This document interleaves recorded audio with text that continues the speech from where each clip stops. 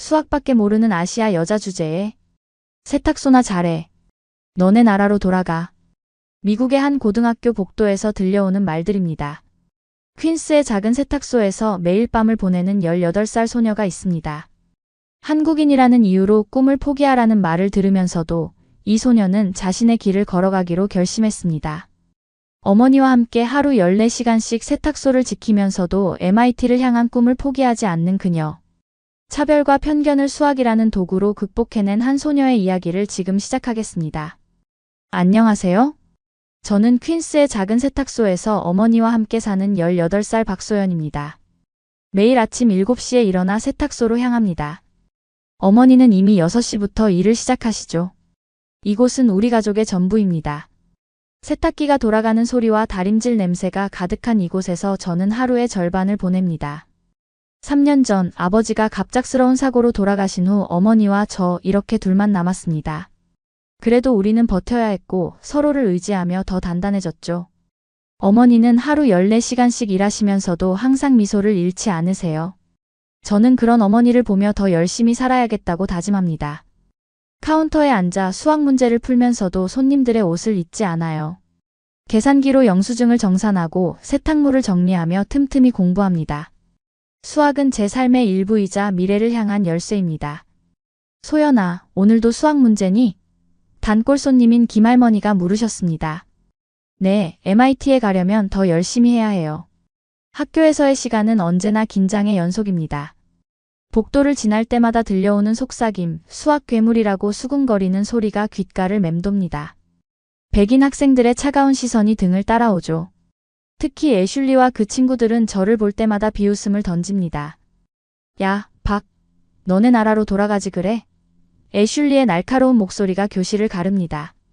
여긴 내 나라야. 당당하게 대답했지만 속으로는 눈물이 나려 했죠. 수학 경시대회 포스터를 보면서 가슴이 뛰었습니다. 실력으로 증명하고 싶었어요. 하지만 주변의 시선이 두려웠죠. 한국인이라서 수학을 잘하는 거라는 편견, 그 편견과 싸워야 했습니다. 수학은 네 정체성이잖아. 굳이 대회에 나가서 뭘 증명하려고. 반 친구 제시카의 말이 가슴을 찔렀습니다. 매일 밤 세탁소에서 문제를 풀며 눈물을 삼켰습니다. 어머니는 말없이 제 어깨를 두드려 주셨죠. 우리는 말하지 않아도 서로를 이해합니다. 다림질을 하시는 어머니의 등을 보며 더 강해져야 한다고 다짐했어요.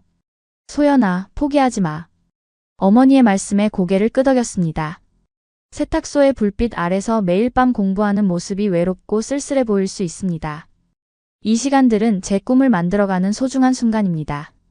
저는 한국인이라는 이유로, 가난하다는 이유로 꿈을 포기하지 않을 거예요. 계산대 위에 MIT 브로슈어를 바라보며 마음을 다잡습니다. 저는 반드시 모두에게 증명할 것입니다. 우리도 할 수 있다는 것을, 수학이 단순한 고정관념이 아닌 제 진정한 열정이라는 것을요. 세탁소 유리창 너머로 쏟아지는 햇살이 제 얼굴을 비춥니다. 매일 아침 이 자리에서 저는 새로운 힘을 얻습니다. 어머니가 접으신 옷가지들 사이로 제 미래가 보이네요. 수학책 페이지 위에 적힌 공식들이 제게 희망을 속삭이죠. 교실에서 느끼는 소외감과 차별은 제게 더 큰 동기가 됩니다. 매일 밤 푸는 수학 문제 하나하나가 자부심이 되어 가슴속에 쌓이고 있어요. 저는 세탁소 딸이자 수학을 사랑하는 학생이고 미래의 MIT 재학생입니다. 저는 수학이 단순한 숫자 놀이가 아닌 세상을 이해하는 언어라고 믿고 있어요. 매일 밤 세탁소에서 공부하며 그 언어를 배워가고 있죠. 어려운 문제를 풀 때마다 한 걸음씩 제 꿈에 가까워지는 걸 느낍니다. 매일 아침 세탁소 문을 열면서 마음속으로 외칩니다. 저는 오늘도 포기하지 않을 거예요. 제 꿈을 위해, 어머니를 위해, 그리고 저와 같은 처지의 모든 이들을 위해 끝까지 싸울 것입니다. 이곳 퀸스의 작은 세탁소에서 시작된 제 꿈은 반드시 현실이 될 거예요. 저는 전국 수학 경시 대회장 입구에 서서 깊은 숨을 들이마셨습니다. 오늘은 제 인생을 바꿀 수 있는 중요한 날이죠. 책가방 안에 샤프와 지우개를 다시 한번 확인했습니다. 긴장된 마음을 진정시키며 시험장으로 들어섰어요. 수험 번호 확인해 주세요. 감독관의 목소리가 들렸습니다. 2859번입니다. 시험장 안으로 들어서자 100여 명의 학생들이 자리에 앉아 있었습니다. 대부분 백인 학생들이었죠. 몇몇 학생들이 제게 흘끗거리는 시선을 보냈습니다. 그들의 표정에서 의심과 경멸을 읽을 수 있었어요. 문제지를 받자마자 저는 모든 신경을 집중했습니다. 첫 번째 문제부터 마지막 문제까지 하나도 놓치지 않으려 했죠. 손이 빠르게 움직였습니다. 매일 밤 세탁소에서 연습했던 문제들이 떠올랐어요. 1시간이 지났을 때 저는 이미 모든 문제를 풀어냈습니다. 주변을 둘러보니 다들 아직도 문제와 씨름하고 있었죠. 마지막으로 답안을 검토하고 손을 들었습니다. 벌써 다 풀었다고? 감독관이 의심스러운 눈초리로 물었습니다. 네, 모든 문제를 풀었습니다. 감독관은 제 답안지를 살펴보더니 고개를 갸웃거렸습니다. 그의 표정에서 의심을 읽을 수 있었죠. 저는 당당히 그의 눈을 마주보았습니다. 제 실력은 정직한 노력으로 쌓아온 것이니까요. 시험장을 나서는 순간 가슴이 벅차올랐습니다. 세탁소에서 밤새 공부했던 시간들, 어머니의 응원, 그리고 제 꿈이 모두 이 시험에 담겨 있었으니까요. 결과를 기다리는 2주는 제게 영원처럼 느껴졌습니다. 드디어 결과 발표일 학교 게시판 앞에 섰습니다. 제 눈을 의심했죠. 만점을 받았지만 1등은 다른 학생의 이름이었습니다. 마이클 존슨, 저보다 10점이나 낮은 점수였어요. 심사위원들과 상의한 결과입니다. 교감 선생님의 말씀이 귓가를 울렸습니다. 하지만 제가 만점인데요? 박 학생, 한국 학생들은 수학을 너무 잘해서 불공정하다고 판단했어요. 다른 학생들에게도 기회를 줘야 하지 않겠어요? 그 순간 온몸에 전기가 흐르는 것 같았습니다. 분노, 슬픔, 절망이 한꺼번에 밀려왔죠. 하지만 저는 울지 않았습니다. 대신 주먹을 꽉 쥐었어요. 이것이 바로 제가 싸워야 할 현실이라는 걸 깨달았으니까요. 세탁소로 돌아와 어머니께 모든 걸 말씀드렸습니다. 어머니는 오랫동안 말씀이 없으셨죠. 그리고는 제 손을 꼭 잡아주셨습니다. 소연아, 네가 1등이야. 누가 뭐라고 해도. 그날 밤 저는 더욱 강하게 수학 공부에 매진했습니다. 차별과 편견이 제 앞을 가로막더라도 결코 물러서지 않을 거예요. 제 실력은 점수나 상으로 증명되는 게 아니니까요. 언젠가는 모두가 인정할 수밖에 없을 만큼 더 크게 성장할 것입니다. 매일 밤 푸는 수학 문제 속에서 저는 정의와 공정함을 찾습니다. 수학에는 거짓이 없으니까요. 2 더하기 2는 누가 풀어도 4가 됩니다. 피부색도 국적도 중요하지 않죠. 오직 논리와 진실만이 존재할 뿐입니다. 이제 저는 더 큰 꿈을 꿉니다. 단순히 상을 받는 것이 아닌 이 불공정한 시스템을 바꾸는 것까지.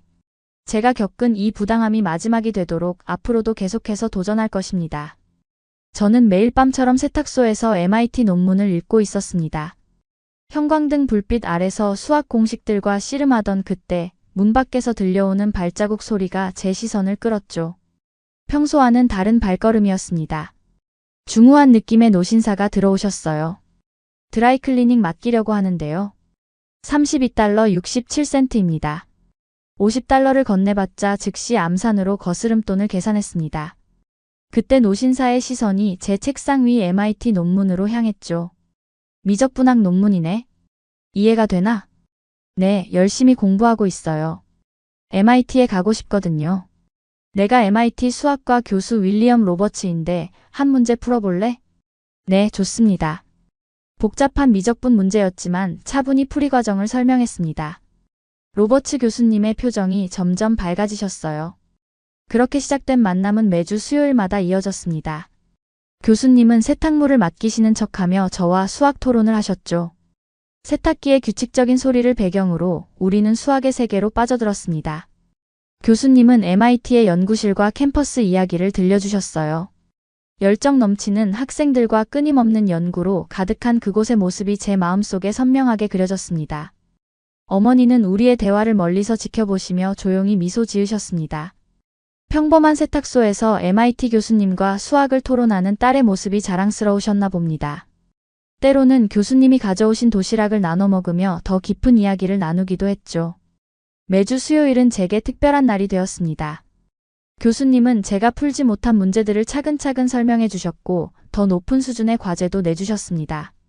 실수를 할 때면 날카롭게 지적하셨지만 그 속에는 항상 따뜻한 격려가 담겨 있었죠. 한 달이 지나고 2달이 지나면서 저는 점점 성장했습니다. 단순한 문제 풀이를 넘어 수학의 본질과 아름다움을 이해하게 되었죠. 교수님은 제 답안을 검토하시며 때로는 고개를 끄덕이시고 때로는 새로운 관점을 제시해 주셨습니다. 어느 날은 늦은 밤까지 난해한 문제와 씨름하다가 잠이 들기도 했습니다. 다음 날 아침 책상 위에는 교수님이 남기신 힌트가 적힌 쪽지가 놓여 있었죠. 그런 세심한 배려가 저를 더욱 성장하게 만들었습니다. 교수님은 제 재능을 인정하시고 MIT 특별 전형을 제안하셨습니다. 추천서도 써주시겠다고 하셨죠. 이제 제 꿈은 더 이상 막연한 희망이 아닌 구체적인 목표가 되었습니다. 로버츠 교수님과의 만남은 제 인생의 전환점이었습니다. 작은 세탁소에서 시작된 이 특별한 인연이 제 미래를 바꾸어 놓았죠. 교수님은 단순히 수학을 가르쳐 주시는 것을 넘어 제게 꿈을 향한 용기와 자신감을 주셨습니다. 이제 MIT는 제게 더 이상 닿을 수 없는 별이 아닙니다. 매일 밤 세탁소에서 울리는 수학 공식들이 제 미래를 만들어가고 있습니다. 로버츠 교수님과의 만남은 제게 그런 확신을 주었죠. 이곳 퀸스의 작은 세탁소는 이제 제게 최고의 강의실이 되었습니다. 세탁기 소리를 배경 삼아 제 꿈은 날마다 자라나고 있습니다. 로버츠 교수님이 보여주신 수학의 세계는 제가 나아가야 할 길을 밝혀주는 등대가 되었습니다. MIT 특별 전형 시험이 일주일 앞으로 다가왔습니다. 매일 밤 세탁소에서 마지막 연습 문제를 풀며 시험을 준비하고 있었죠. 그때 어머니가 창백한 얼굴로 들어오셨습니다. 소연아, 큰일 났어. 어머니의 떨리는 목소리에 고개를 들었습니다. 건물주가 보낸 내용 증명 문서였습니다. 다음 달부터 월세를 2배로 올린다는 내용이었죠. 한 달 안에 지불하지 않으면 강제 퇴거당한다고 했습니다. 순간 온몸이 얼어붙는 것 같았어요. 세탁소 매출 장부를 꺼내 분석하기 시작했습니다. 밤새도록 숫자와 씨름했죠. 월세, 관리비, 매출, 지출 내역을 하나하나 검토했습니다. 그러다 이상한 점을 발견했어요. 건물주가 제시한 임대료 인상률이 상가 임대차 보호법의 기준을 훨씬 초과한 것이었습니다. 변호사를 선임해야 할 것 같아요. 어머니가 한숨을 쉬셨습니다. 아니에요. 제가 해결할 수 있을 것 같아요. MIT 시험날이 밝았습니다. 시험장에 들어서며 마음을 다잡았어요. 문제지를 받자마자 빠르게 풀어나갔습니다. 이 시험에서 좋은 성적을 받아야 하지만 더 급한 것은 세탁소 문제였죠. 정확히 1시간 만에 모든 문제를 풀었습니다. 감독관의 놀란 표정을 뒤로하고 시험장을 나왔어요. 건물주와의 미팅 시간까지 30분. 택시를 타고 건물주의 사무실로 향했습니다. 무슨 일이지? 건물주는 고압적인 태도로 물었습니다. 제가 준비한 자료를 하나씩 꺼내며 설명했습니다. 상가 임대차 보호법의 규정, 잘못 계산된 임대료 인상률, 그리고 이전 계약서의 부당한 조항들까지. 수학적 분석을 통해 모든 것을 증명했죠. 건물주의 얼굴이 점점 굳어갔습니다. 제가 제시한 증거들은 명확했으니까요. 결국 원래 계약 조건을 유지하는 것으로 합의했습니다. 법적 분쟁으로 번질 경우 자신에게 더 불리하다는 걸 알았던 거죠. 세탁소로 돌아오는 길에 MIT 합격 메일이 왔습니다. 완벽한 점수였어요. 어머니께 달려가 기쁜 소식을 전했습니다. 엄마, 우리 세탁소도 지켰고 MIT도 합격했어요. 그날 밤 세탁소의 불빛은 평소보다 더 밝아 보였습니다. 어머니와 저는 늦게까지 앉아 이야기를 나눴죠. 우리의 작은 세탁소는 단순한 가게가 아니었습니다. 제 꿈이 시작된 곳이자 우리 가족의 삶의 터전이었어요. 수많은 밤을 이곳에서 보내며 수학을 공부했습니다. 그 지식으로 우리의 삶을 지켜냈죠. 이제는 더 큰 꿈을 향해 나아갈 차례입니다. 하지만 결코 이곳을 잊지 않을 거예요. 세탁기가 돌아가는 소리를 들으며 생각했습니다. 수학은 단순한 학문이 아닙니다. 현실의 문제를 해결하는 도구이자 정의를 실현하는 방법이라는 걸 오늘 깨달았어요. 어머니는 제 머리를 쓰다듬으며 말씀하셨습니다. 소연아, 이제 내 인생이 시작되는구나. 밤하늘을 바라보며 미소 지었습니다. MIT 캠퍼스에서의 새로운 도전이 기다리고 있습니다. 하지만 제 마음의 절반은 언제나 이곳 퀸스의 작은 세탁소에 남아있을 거예요. 어떤 어려움이 닥쳐와도 수학으로 해결할 수 있다는 자신감이 생겼습니다. 제가 가야 할 길이 어디인지, 그리고 그 길에서 만날 수 있는 기회가 얼마나 특별한지 이제 저는 압니다. MIT 합격의 기쁨도 잠시, 저에게 가장 큰 시련이 찾아왔습니다. 등록금 준비로 바빴던 어느 날 아침 경찰서에서 전화가 왔습니다. 어머니가 교통사고를 당하셨다는 소식이었죠. 순식간에 모든 것이 멈춘 것만 같았습니다. 병원으로 달려갔습니다. 중환자실 앞에서 의사를 만났죠. 척추 수술이 필요하다고 했지만 보험 적용이 되지 않는 부분이 많았습니다. 수술비가 얼마나 되나요? 떨리는 목소리로 물었습니다. 15만 달러입니다. 보험 처리가 안 되는 부분이 많아서요. 병원비 청구서를 받아들고 꼼꼼히 살펴보았습니다. 뭔가 이상했어요. 보험회사에서 보낸 서류와 병원의 청구 내역이 맞지 않았습니다. 수술비 계산 방식도 복잡하고 불투명했죠. 여기에는 분명 수학적 오류가 있었습니다. 매일 밤 병원 로비에서 청구서를 분석했습니다. 의료비 계산 시스템을 파고들수록 더 많은 의문점이 생겼어요. 보험 약관과 의료비 청구 시스템 사이에 명백한 모순이 있었습니다. 박소연 학생? 등록금 납부 기한이 이번 주까지인데요. MIT 입학처의 전화에 가슴이 무거워졌습니다. 죄송합니다. 어머니께서 사고를 당하셔서 시간이 필요해요. 밤새 보험 시스템을 연구했습니다. 복잡한 수식들 사이에서 허점을 발견했죠. 의료비 산정 방식에 치명적인 오류가 있었습니다. 이걸 증명하려면 MIT 연구진의 도움이 필요했어요. MIT에 먼저 가보는 게 어떻겠니? 네 연구가 성공하면 더 많은 사람을 도울 수 있을 거야. 로버츠 교수님의 말씀에 고개를 들었습니다. 하지만 어머니를 두고 갈 수 없어요. 긴 고민 끝에 MIT행을 결정했습니다. 어머니는 중환자실에서 약한 미소를 지으시며 제 손을 잡으셨어요. 말씀은 못하셨지만 눈빛으로 이해한다고 전해주셨습니다. 꼭 증명해내고 돌아올게요. 어머니의 손을 꼭 잡으며 약속했습니다. 캠브리지로 떠나기 전 마지막으로 어머니의 병실을 찾았습니다. 산소 마스크 너머로 들리는 어머니의 숨소리가 제 가슴을 아프게 했죠. 반드시 이 문제를 해결하겠다고 다짐했습니다. MIT 캠퍼스에 도착한 첫날부터 연구를 시작했습니다. 보험 시스템의 수학적 모델을 만들고 오류를 증명하기 위한 작업에 착수했죠. 낮에는 수업을 듣고 밤에는 연구실에서 밤을 새웠습니다. 매일 밤 어머니께 전화를 드렸습니다.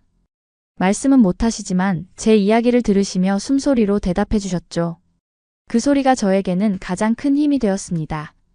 연구실 책상 위에는 어머니의 병실 사진을 놓았어요. 포기하고 싶을 때마다 그 사진을 보며 힘을 냈습니다. 이제 제게는 시간이 많지 않았습니다. 어머니의 수술비를 해결해야 했고 이 부당한 의료비 청구 시스템도 바로잡아야 했죠. MIT의 연구진들을 설득하고 제 이론을 완성해야 했습니다. 밤마다 연구실에서 수식과 씨름하며 답을 찾아갔습니다. 첫 학기가 시작되고 저는 수업과 연구를 병행하며 바쁜 나날을 보냈습니다. 교수님들은 제 연구에 관심을 보이기 시작했고 점점 더 많은 도움을 주셨어요. 이제 해결책이 보이기 시작했습니다. 반드시 어머니를 도울 수 있을 거예요. MIT에서의 연구가 시작된 지 한 달째 저는 마침내 중요한 발견을 했습니다. 병원 청구서와 보험회사의 계산 방식 사이에 숨겨진 체계적 오류를 찾아냈어요. 수학적 모델링을 통해 이를 증명할 수 있었죠. 박 학생, 이 연구 결과가 사실이라면 대단한 발견인데 지도 교수님이 제 논문을 검토하시며 말씀하셨습니다. 네, 전국의 병원비 청구 시스템에 같은 오류가 있다는 걸 발견했어요. 밤낮 없이 데이터를 분석했습니다. 전국의 병원비 청구 사례들을 수집하고 패턴을 찾아냈죠. 제가 개발한 수학적 모델은 이 모든 사례에 적용될 수 있었습니다. 소연의 연구는 미국 의료 시스템의 근본적인 문제를 지적하고 있습니다. MIT 교수진 회의에서 로버츠 교수님이 말씀하셨어요. 제 연구는 빠르게 주목받기 시작했습니다. 보험회사들이 부당하게 청구한 금액이 수십억 달러에 달한다는 사실이 밝혀졌죠. 데이터와 수식으로 모든 것을 증명해냈습니다. 어떻게 이런 오류를 발견했지? 동료 연구원이 물었습니다. 제 어머니의 병원비를 계산하다가 시작됐어요. 연구 결과는 곧 주요 언론에 보도되었습니다. 의료비 청구 시스템의 허점을 수학적으로 증명한 10대 소녀의 이야기는 많은 사람들의 관심을 끌었죠. 제 연구를 본 다른 환자 가족들도 연락해왔습니다. 병원과 보험회사는 처음에는 제 주장을 부정했습니다. 하지만 수학적 증거 앞에서는 그들도 할 말이 없었죠. 결국 어머니의 병원비는 대폭 삭감되었고 수술도 받으실 수 있게 되었습니다. MIT 의과대학의 교수들도 제 연구에 관심을 보였습니다. 의료 시스템 개선을 위한 공동 연구를 제안받았죠. 제 연구는 단순한 학술 논문을 넘어 실제 사람들의 삶을 변화시키고 있었습니다. 연구실 벽에는 전국 각지에서 온 감사 편지들이 붙어 있습니다. 수학으로 그들의 삶에 작은 희망을 전할 수 있다는 사실이 저를 행복하게 만들었죠. 이제 저는 압니다. 수학은 단순한 숫자가 아닌 세상을 바꾸는 도구라는 것을요. 매일 밤 연구실에서 새로운 데이터를 분석하며 더 많은 사람들을 도울 방법을 찾고 있습니다. 제 책상 위에는 여전히 어머니의 사진이 놓여 있어요. 이제는 미소 짓고 계신 모습이지만 그때의 아픔을 저는 잊지 않을 것입니다. 의료 시스템의 개혁은 아직 진행 중입니다. 하지만 첫 걸음을 뗀 것만으로도 큰 의미가 있죠. 제 연구를 통해 더 많은 사람들이 공정한 의료 서비스를 받을 수 있기를 바랍니다. 이제 저는 더 큰 꿈을 꿉니다. 수학으로 세상을 더 공정하고 정의로운 곳으로 만드는 것. 그것이 제가 가야 할 길이라는 걸 이번 연구를 통해 깨달았습니다. 연구가 전국적으로 화제가 되면서 예상치 못한 초대장이 도착했습니다. 백악관에서 온 공식 초청장이었죠. 트럼프 대통령이 직접 저와 이야기를 나누고 싶다는 내용이었습니다. 워싱턴으로 향하는 비행기 안에서 발표 자료를 다시 한번 검토했습니다. 의료비 청구 시스템의 문제점과 해결 방안을 가장 명확하게 설명할 수 있도록 준비했죠. 수많은 환자들의 사례와 데이터를 정리하고 수학적 모델의 설명을 최대한 단순화했습니다. 백악관 비서실장이 저를 맞이했습니다. 백악관의 웅장한 복도를 지나서 대통령 집무실로 향했습니다. 긴장된 마음을 진정시키려 깊은 숨을 들이마셨죠. 집무실 문이 열리고 트럼프 대통령이 저를 맞이했습니다. 자네가 바로 그 천재 소녀인가? 트럼프 대통령이 호기심 어린 눈빛으로 물었습니다. 그저 수학을 좋아하는 평범한 학생일 뿐입니다. 준비한 자료를 하나씩 설명하기 시작했습니다. 복잡한 수학적 개념들을 최대한 쉽게 풀어서 설명했죠. 전국의 병원비 청구 사례들을 분석한 데이터를 보여주며 시스템의 근본적인 문제점을 지적했습니다. 이 문제를 어떻게 발견하게 됐지? 트럼프 대통령이 관심을 보이며 물었습니다. 제 어머니의 병원비를 계산하다가 시작됐습니다. 그리고 이것이 전국적인 문제라는 걸 알게 됐죠. 백악관 참모들도 하나둘 집무실로 모여들었습니다. 그들의 표정에서 심각함이 느껴졌죠. 제가 밝혀낸 문제의 심각성을 그들도 인식한 것 같았습니다. 의료비 청구 시스템의 허점을 증명하는 수식들을 보여주었고 이것이 어떻게 수많은 미국인들에게 부담을 주는지 설명했습니다. 예상했던 시간을 훌쩍 넘겨 2시간 동안 미팅이 이어졌습니다. 트럼프 대통령은 제 연구에 깊은 관심을 보였고 이를 정책에 반영하겠다고 약속했습니다. 미국의 의료 시스템을 개선하는데 자네의 연구가 큰 도움이 될 거야. 한국은 이런 인재를 가졌으니 대단한 나라야. 트럼프 대통령의 말씀에 가슴이 벅차올랐습니다. 백악관을 나서는 길, 석양이 아름답게 물들어 있었습니다. 퀸스의 작은 세탁소에서 시작된 제 연구가 이제 국가 정책의 일부가 될 수 있다는 사실이 믿기지 않았습니다. 다음 날 아침 주요 언론들이 일제히 제 백악관 방문을 보도했습니다. 한인 소녀의 수학적 발견이 미국 의료 시스템을 바꾼다는 헤드라인이 눈에 띄었죠. MIT로 돌아오는 비행기 안에서 어머니께 전화를 드렸습니다. 이제는 말씀도 하실 수 있게 되셨죠. 어머니의 자랑스러워하시는 목소리에 저도 모르게 눈물이 났습니다. 연구실로 돌아와 새로운 과제를 시작했습니다. 이제는 더 큰 책임감을 느낍니다. 제 연구가 실제로 정책이 되어 많은 사람들을 도울 수 있다는 것을 알게 되었으니까요. 밤늦게까지 데이터를 분석하며 생각했습니다. 수학은 단순한 학문이 아닙니다. 세상을 변화시키는 강력한 도구라는 걸 이번 경험을 통해 다시 한번 깨달았습니다. 앞으로도 계속해서 수학으로 세상을 더 나은 곳으로 만들어 나갈 것입니다. 저는 이제 MIT의 정식 연구원이 되었습니다. 하지만 여전히 매주 토요일이면 퀸스의 세탁소를 찾습니다. 세탁기 돌아가는 소리와 다림질 냄새가 가득한 이곳에서 저는 새로운 꿈을 키워가고 있습니다. 소연 언니, 이 문제 어떻게 푸는 거예요? 동네 고등학생 민지가 물었습니다. 차근차근 설명해 줄게. 먼저 이 공식의 의미를 이해해보자. 매주 토요일 오후 세탁소는 작은 수학교실로 변합니다. 저소득층 학생들이 모여 수학을 공부하죠. MIT에서 배운 지식을 나누는 일이 저에게는 큰 기쁨입니다. 박 선생님 덕분에 수학이 재미있어졌어요. 한 학생이 말했습니다. 수학은 우리 삶을 바꾸는 도구야. 내가 그랬던 것처럼. 어머니는 이제 완전히 건강을 되찾으셨습니다. 세탁소 카운터에서 빨래를 정리하시며 저희 수업을 지켜보시죠. 그 모습을 보면 가슴이 따뜻해집니다. MIT와 협력하여 저소득층 학생을 위한 무료 수학 프로그램을 만들었습니다. 제가 겪었던 어려움을 다른 학생들은 겪지 않았으면 하는 바람이었죠. 이제 이 프로그램은 전국으로 확대되고 있습니다. 연구실에서는 의료 시스템 개선을 위한 새로운 연구를 진행하고 있습니다. 더 많은 사람들이 공정한 의료 서비스를 받을 수 있도록 수학적 모델을 발전시키고 있죠. 소연아, 너의 연구가 많은 사람들에게 희망이 되고 있어. 어머니가 말씀하셨습니다. 포기하지 않는 걸 엄마가 제게 보여주신 것처럼요. 세탁소의 작은 수학교실은 점점 커져갔습니다.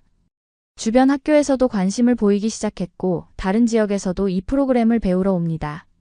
수학이라는 언어로 저는 새로운 희망을 전하고 있습니다. 저는 이제 더 큰 꿈을 꿉니다. 단순히 연구에 성공하는 것이 아닌 그 지식을 나누고 더 많은 사람들에게 기회를 주는 것. 그것이 제가 진정으로 이루고 싶은 꿈입니다. 매주 토요일 세탁소에서 학생들을 가르치며 생각합니다. 수학은 단순한 숫자의 나열이 아닙니다.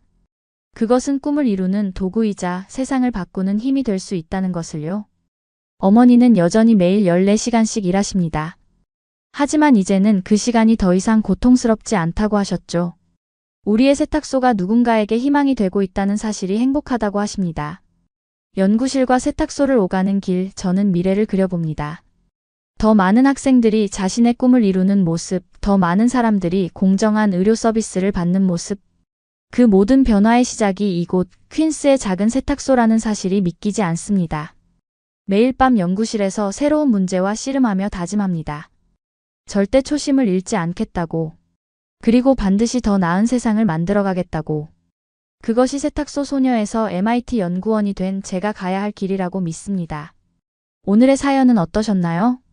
이번 영상을 어떻게 생각하시는지 댓글로 의견을 남겨주세요. 오늘의 감동 나누기 사연이 의미 있다고 생각하신다면 좋아요를 눌러주세요. 1초 밖에 안 걸리지만 좋아요를 한번 눌러주시면 감동 나누기에서 더 좋은 사연을 소개해드리는데 큰 힘이 된답니다. 오늘도 행복한 하루 보내세요. 감사합니다.